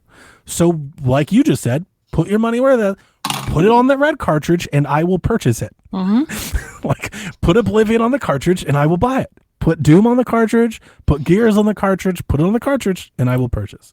So I hope we will see a lot of that. We got to hurry up. All right. Last night, the first Switch 2 commercial came out. I saw a TikTok of both of them side by side. I was like, what? Is this real? Mind-blowing. Paul Rudd returns in his familiar role with his trench coat and everything, just like he did all the way back in 1991 for the Super Nintendo. Returned to recreate a new trailer for the Switch 2. Now you're playing with power, and the whole trailer really is dedicated to the camera. Like, it's Mario Kart. He's playing Mario Kart with his niece and another comedian and stuff. But the whole thing is they're voice chatting and seeing each other and talking to. Like, that is what Nintendo is selling with this commercial. This commercial aired a few times during WrestleMania. There's a new look at the UI in there. If anybody didn't freeze frame, it's the same, but there's new icons and stuff. But right back to that nostalgia. What do you think? I love it. I think the people who were in charge of marketing for this probably grew up with the Super Nintendo and were like, hey, how can we, kind of invoke that nostalgia, like get people to be like, I remember that. I wanted to get, that kind of thing. Props to Paul Rudd for getting on board with that. I love it. They're leaning way too much into the camera thing. This is going to be the gimmick that in like 5 years, they're going to be like, but why did it fail? Why did nobody buy the camera? Why wouldn't anybody want this? Doesn't everybody want to show themselves playing Mario Kart? No, but I love throwbacks like that. I think that's great. Another mistake that they should have called it the Super Switch. I Can't See does the tagline. Now we're playing together. Super together. Oh, God. Oh, my God, yeah. I wondered last night, everybody went to the Super Switch. Everybody went to it. And my thought that I was wondering was, I know they said why they didn't want to do the Super Switch. I think we all call BS. My wonder is, after seeing this commercial, do you think they didn't want to do the Super Switch in the off chance that they continue with the Switch and we get like a Switch 3 or a Switch 4? I think that is their hope, that they want to continue and right. Yes, and make like, it. We all Switch, call it the Super PS2. Switch, We all call it the PS4, the PS5. Right. They want us to, go that route. That's where my head was after, because you see the commercial and you're like, it's right there for the taking. You call it Super Switch, you let them do it again, and it makes sense. I think that Switch 2 is fine. That's a fine name. Yeah. Pretty cool. Did you see, I posted a video, IGN did an interview with Paul Rudd about this commercial. Did you see that at all? No, I didn't see that. I literally only saw the commercial last night on TikTok. So I 100% just want to shout out, I'm glad they did the interview. I think it's great and everything, but I have to call it out because I am the person I am. Paul Rudd gives the most right down the middle answers to these questions, and it makes me think he's never played a video game in his life. Oh my God. They're like, so did you every time they ask him a question, he just reiterates the question back. So like I'll give you an example. They're like, so like, I know you did the commercial when you were younger. Like, did you play a lot of games growing up? Like in the 90s, did you have like an NES? You play arcades? And his answer is something like, oh yeah, I love arcades. Like I would grow up and I would go to the arcade and like I would see the arcade and I have like a couple quarters for the arcade and I would play at the arcade and like that's like every answer is that. Where is this interview? I really want to read it. It's on YouTube. It's an IGN's, but I was laughing because I was like, I don't think he plays video games. It's giving Chris Pratt stomping Koopas. It really does. He does shout out Donkey Kong, so at least give him that. There's no memory. Like he doesn't evoke like any actual experience having done anything. And I thought that was funny that the entire internet is like collectively loving that he's back because he's a superstar now and he wasn't then. I get it. But I think it's hilarious that like you would think that in the commercials like Robin Williams that he's like knee deep in all this. And then when you actually hear his answers, I'm like, I don't think he's ever played a Switch. I don't want to watch the video. I want to. He says he is. He did say he played Mario Kart. So if I could be wrong, I would love to hear other people if they see the video. I posted in Discord, posted on my Blue Sky, but boy was I laughing. I was laughing listening to this. I was like, these are the most non-answer answers. It's like coach speak the whole time. It's like, come on, Paul, tell us how you like Mario. Like, say something. They literally only got him for the nostalgia factor, and it's very like it's heavily edited. There's a lot of quick cuts and stuff. So you can just tell it's like, I don't think this was the interview. A lot of money IGN. For it. Yeah, I don't think this is the interview IGN actually thought maybe they were going to get. Yeah, I had a little fun with it, and I wanted to put in podcast. Everybody, let's go listen to it. Maybe you'll enjoy it like I did. Cool. All right, micro SD cards are selling out. So yeah, if you want one of those Express cards, you better get one. Waiting. CD Projekt Red confirmed the use of DLSS for Cyberpunk on Switch 2. They did that to Digital Foundry. Digital Foundry, in all of the footage and everything they've been talking about, they've been saying that they're not seeing a lot of things that suggest that DLSS is in work.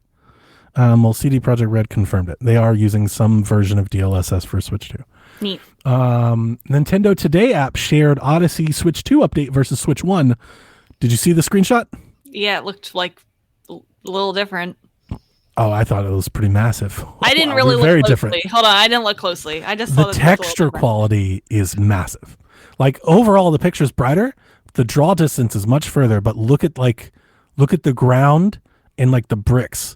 Like the texture quality on the sidewalk and the wall and stuff is way more This detailed. Today app pisses me off because why can't what I also am not a fan of the app. if I didn't see it yesterday, so what, is it just gone forever? Here's why I don't like it. I will see tweets, people like today in the Nintendo Today app, and they have You'll a picture. pull yours up and it's different. And I can't see it. I'm like, what? Why can I not see what they're seeing? Yeah. Same. I'll never be able to see this now. Cool. Let's see here. So I saw this earlier. Nintendo's website confirmed USB support for keyboards. Mario teaches typing too, baby. So like when I first saw it, I was thinking like maybe that's just the keyboard, like the touchscreen, but it legit says USB keyboard. So, Cool. Nintendo Switch has been Devolver Digital's most popular console for software sales. They've sold over 9 million games. The Legend of Zelda was added to Nintendo Music this week. Cool. This was a big one, kind of. There's been speculation all week that variable refresh rate may not be for dock play. Like the Switch 2 may not support VRR when docked. So when it was showcased, all the websites said dock mode supports VRR. Since then, like one by one, they're slowly removing that from all the websites. So it started in the US and Canada. Now the UK has done it. And Digital Foundry is suggesting that there's an issue when you're converting the display port to HDMI output. Maybe that's not allowing for VRR. Maybe this is something that gets patched in post-launch later, or maybe it's just not there at all. If it's not there at all, like this, by no means is this a deal breaker, I think, for people, but I do think it's, I don't know what the right word, it's just a little disappointing if it's not there on dock play, because specifically with Nintendo, they want to have all the features that you have portably also have docked. Right. Right. And so this would be one of those things you would lose by having it docked. Plus, if the whole point of having the 120 hertz screen in VRR is to give developers the ability to target a 40 FPS mode, well, now you just lose that when you're in dock play because you don't have the VRR to make up for it. And that sucks. So I'm hoping that gets fixed. Yeah, that's interesting that it's just like they're just removing it from that wording. Like very I think they thought that it was going to be there, and now it seems like maybe they've run into an issue. Yeah. Hyrule Nate says, does the Switch support keyboards? I actually think it does. I do think it does. If you plug it in, I do think it'll work. But it's interesting. This is like on Nintendo's website, so it's interesting. Maybe they have some plans for that. I don't know. There's also some confusion around cloud saves. So this originally came from Reddit. It says all these different websites for Zelda, for Donkey Kong, for Super Mario Party, Jamboree, they all had this note at the bottom of their pages that said, please note this software does not support the Nintendo Switch Online paid membership save data cloud backup feature. But in days since that has been going around, some of those pages have been updated just to remove that disclaimer, not to say that it does support it, just to delete it. Nobody really knows. I would be shocked. knows. I feel like that can't be right. Like, I feel like it was probably a mistake or like updated erroneously or something like that. I don't want to get people too optimistic. If it's not there, that makes me think it will be, just maybe not at launch. Maybe it just takes them a minute to, with all the compatibility and everything, to get it working. Maybe.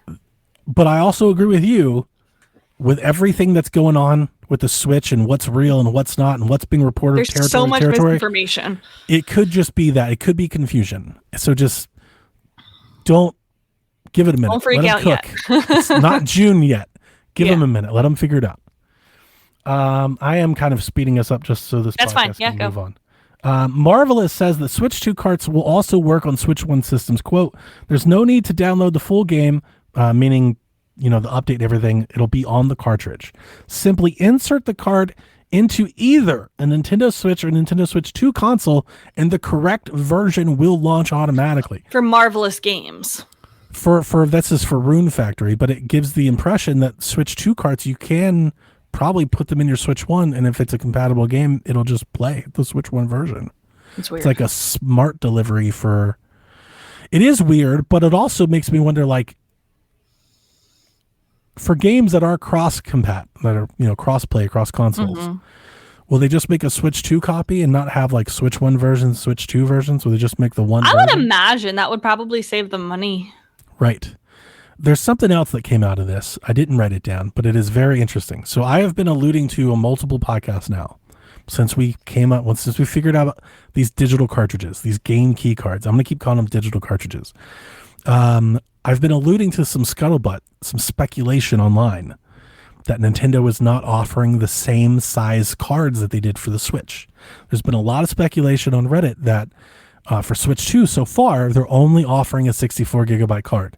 And that's why we're seeing so many games go with the game key card. The reason that this is interesting is the Rune Factory is a 5 gigabyte game that they are putting on a 64 gigabyte card. Wow. Why? Because they don't want to put it on a game key card. Interesting. I think that's why. I think they know that their customer base, they want the physical game. Right. So they're doing this. And it does add, at least, it doesn't confirm, so nobody run with this as truth, but it adds a little bit more believability to that original report that's why maybe we're seeing more game key cards than we want, is that Nintendo is saying, hey, we have 64 gigabyte cards you can use and buy, or we have digital cartridges. Yeah. And maybe there's not a lot of in between either yet or at all. Like, what I don't know is this Nintendo's way to get people to, like, go more digital? Is this like a way to push them? I think it's pushing me to go more digital. The whole thing is just like a headache for me. Like, or I like consistency, and none of it. Or is this a manufacturing thing, and like they're just doing 64 for now, and then like maybe 6 months down the line they bring on support for 16 and for the other options. But there's something is going on about this for sure. Something's going on, and because there's no reason Rune Factory should be on a 64 gigabyte card, none. But that all of the carts I think that we know are full game on cards. I think they're all 64 so far. I think. So I'm still trying to still searching. Star Wars Outlaws will launch on Switch 2 September 4th. They had a Star Wars Celebrations thing. They showed a trailer. It looked like a portable version of what that game was like. It wasn't like, I wasn't like, oh, it looks great. It didn't. It did not look amazing. It looked like a portable port of that game. Likewise, Assassin's Creed Shadows was just rated for Nintendo Switch 2. That has not been announced yet. That's the brand new Assassin's Creed game that was that's not out yet. The one that just released. Came out like a week or two ago. Yeah, it has just been rated for Switch 2. So expect that. Now that game, I might get that on Switch 2 because I think that game plays pretty well in Steam Deck. Like, it's pretty good. Yeah, I like it. So it should be all right. Okay. That's the news. Heck yeah. Let's we have 10 questions. I think we can speed run them in 9 minutes, right? Hopefully. Rodney asked, do you think Nintendo will have enough stock for pre-orders next week? No, not enough. No, they're going to sell out whatever they have. Yes. Drew asked, with Donkey Kong on NS2, how long until we see a new 3D Mario game? This is assuming it's the same team, right? I think we'll see one sooner than we think. I do think that I have this theory, I can't remember if I said it, that I think that they have been sitting on this Donkey Kong game for a little while, and they have been also working on a new 3D Mario game. So I think that perhaps they've been sitting on the Mario game. And the Donkey Kong game is the one they're working on. Oh, maybe. I haven't let go of the hope that we're getting a Mario game like within a year of this thing. I hope so. I hope it's like, this year. I don't know if it's this year, but like I'm not giving up the hope that by the time this year comes to a close, we don't know the next Mario game. Yeah. Here's the reason why. Odyssey was a long time ago. Yeah. And they've worked on a couple other games, but there's a lot of time in between there for them to work on different things. Also, with Nintendo, it's not like how other publishers run their studios. people come in and out of teams and they spin off teams and they people working on different things. So like, who knows what's going on inside that building? Really, nobody really knows unless you work there. And I just don't think they were preparing the system for as long as they were and delayed it as long as we think they were without working on a Mario game. Like that's very unlike Nintendo. So I expect there's my biggest prediction that is that in the new 3D Mario game, Mario's going to look like how he looks in the Mario movie. He's going to have that kind of look to him. I would be okay with that as long as it didn't emulate the movie. My biggest fear with the movie is that like Chris Pratt becomes the voice of Mario. Like I don't want the game. I don't think that'll be the case. That's my big worry. Yeah, no, I don't think that'll be. I don't want Mario the movie, the game. I don't want that. No, because it's just the look for Donkey Kong. It's not the voice or anything. So. Okay. Growing up, did you receive presents for Easter? No. Oh, wait, I skipped a question. That's okay. I'll go back. No, I didn't. No. You were saying you got. I don't think I really have. I don't have really any. I'm sure maybe I got like 1 or 2, but like I really don't remember. I don't think I got Easter back. I didn't grow up like religious though, so I mean it makes sense. We weren't religious. We celebrated the Easter Bunny. Yeah, I didn't. I don't think so. The Easter Bunny brought me Easter basket, and I did get a video game in my Easter basket one year. I got Hamtaro Ham Heartbreak in my Easter basket. Shout out to Hamtaro. Just remembered that. Yeah, I definitely didn't get presents. Back in the memory when he said presents. It was mostly candy though. Like I think I got like a chocolate bunny or some jelly beans from now and again, but like I never woke up to like the basket on the table and stuff like street little like confetti and stuff like down the stairs and like little like paw prints and shit. I didn't get anything like that. Nothing. Easter Bunny was here. People act like Easter's like Christmas. Mine, nothing. Not remotely close. It was little Christmas. Huh. But we were not. It was not a Jesus thing. We were not religious. It was Bunny holiday. Kyle the Pug, has anyone figured out after all these years who Zipper from Animal Crossing really is under the bunny suit? There's a little zipper, like he's wearing like a bunny suit. A serial killer. I would have no idea. So yeah, no idea. John 32, question for the show. Does Nintendo holding the price steady in the face of tariffs reduce the pressure on the drop the price narrative? No, you can still see drop the price everywhere when they tweet. Absolutely not. Do you think the timing was pre-orchestrated by Nintendo to blame shift on pricing? No, this administration is unpredictable. Yeah, no. Absolutely not. Danny Notavito, why do you think GTA 5 never got an OG Switch port? It originally launched on the 360 PS3, so theoretically it's not too big of an ask hardware-wise, and it is a cash cow for sales and microtransactions. Theoretically. It's still okay this is kind of the issue with Cyberpunk. I don't remember who did it, and I don't even care to shout out their name, but somebody in our Discord came up and said, hey, by the way, NVC said Cyberpunk is bad. And my response was like, 1, that's what you get for listening to NVC. And I don't mean any undue harm to them, but I stopped listening to NVC years and years and years ago. And I started this podcast specifically because I wanted better Nintendo podcasts. I understand that Cyberpunk on Switch is not going to be like better than PS5. So if that's the idea that it's bad, unquote, quote unquote, sure, I get that. But people have to realize, to answer John's point, the Switch is a mobile tablet. It is an ARM Android-based tablet. It's not a console. It's not a PC. It's not x86 architecture. Those games still have to be ported. So while you're saying like it ran on 360, theoretically it could. Yeah, it theoretically could, but somebody would have to port that game over. And could it be done? Sure. But GTA 5 was also really big with GTA 5 Online.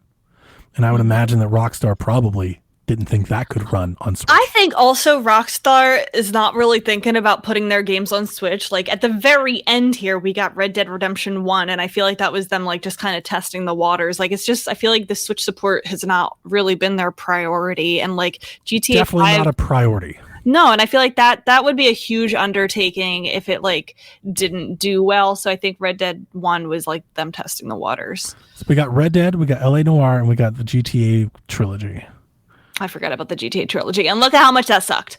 Yeah, so like, but I would honestly I didn't know LA Noire was Rockstar. When I was looking at GTA 5, I would really look at GTA Online. They probably didn't want to port it if they couldn't bring online over, because that's their cash cow. But yeah, like, again, to the Cyberpunk thing, to all these things, it's kind of lost in translation on gamers. Gamers are just like, oh, they're all games, PlayStation, Nintendo's the same. It's not the same. The Switch is an ARM-based tablet. Like, the fact that Cyberpunk is running at all is pretty awesome.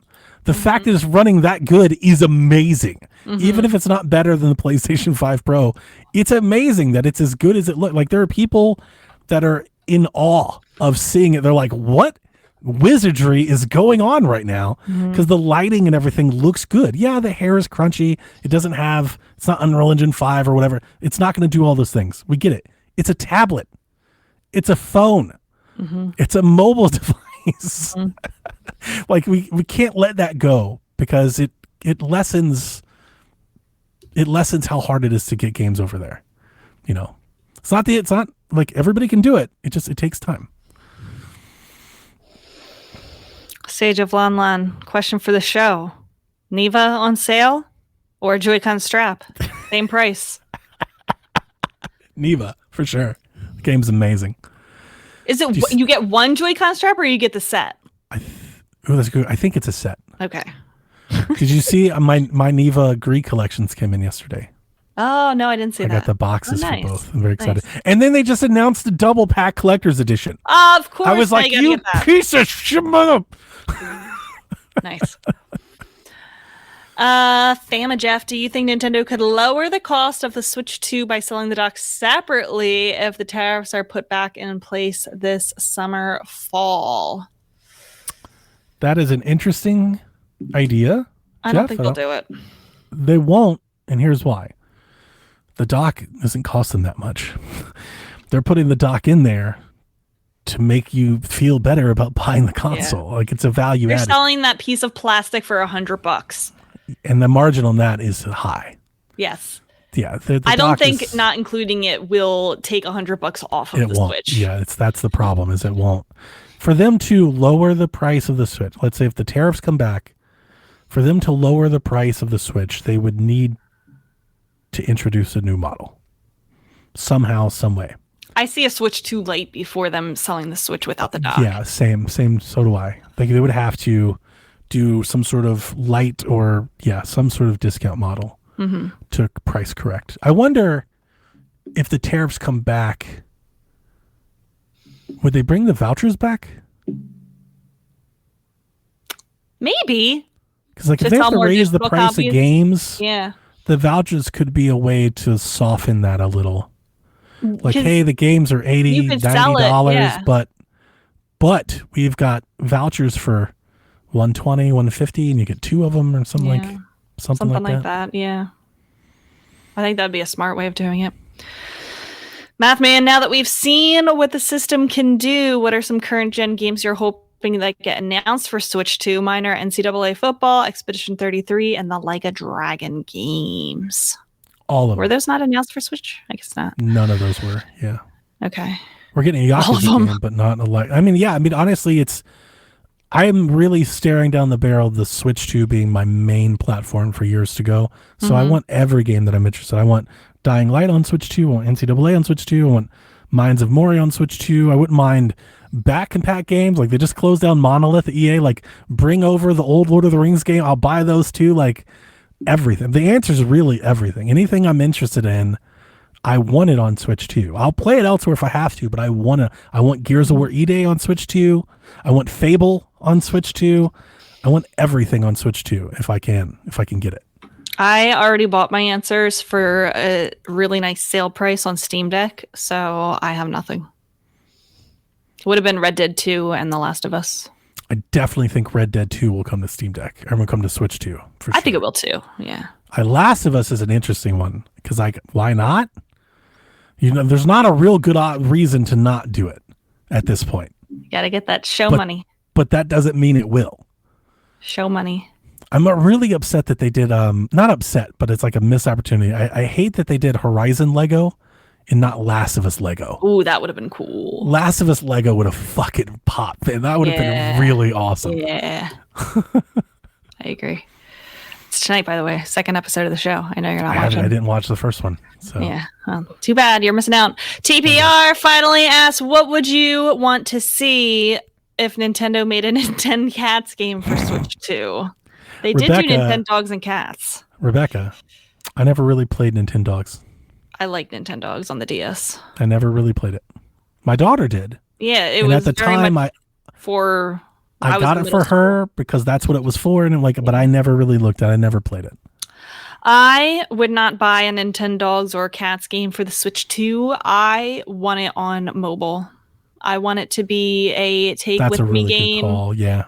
We've talked about it. I want it to track my steps. I want to take my dog and cat out for a walk, track my steps with a pedometer. I want it to microtransaction it up. I want them to do that. That's real good. There's a lot of mobile stuff that they could be doing. I have so many answers for what I would make a Nintendo Dogs game on mobile. You saying wow, Donnie, because I didn't play Nintendo Dogs? You were like 40 when it came out. I was definitely in my 20s, I think.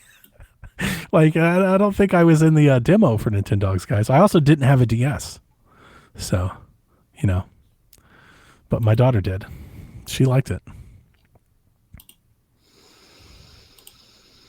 That's it. We did it. We did it. We did it. Happy Easter, everybody. Happy 420. We can close out the show. I can go catch the race before everybody descends into my home, starts cooking and Easter eggs and everything. Mm-hmm. Fun show. Fun show. We did it. We did it. Get better, Delvin. Yeah. Shout out to Delvin. Not feeling well. Well, he'll hopefully be back next week, and hopefully we'll all have Switch 2 pre-orders by then, too. I hope so. Godspeed, everybody. May the odds be forever in your favor. We'll be talking about it in Discord and on the show, I'm sure. Oh, 100%. All right, Koopalings. Whenever you're ready. Have a good one. Peace. This is Frederick from Fire Emblem Awakening. And I forgot the line already. What?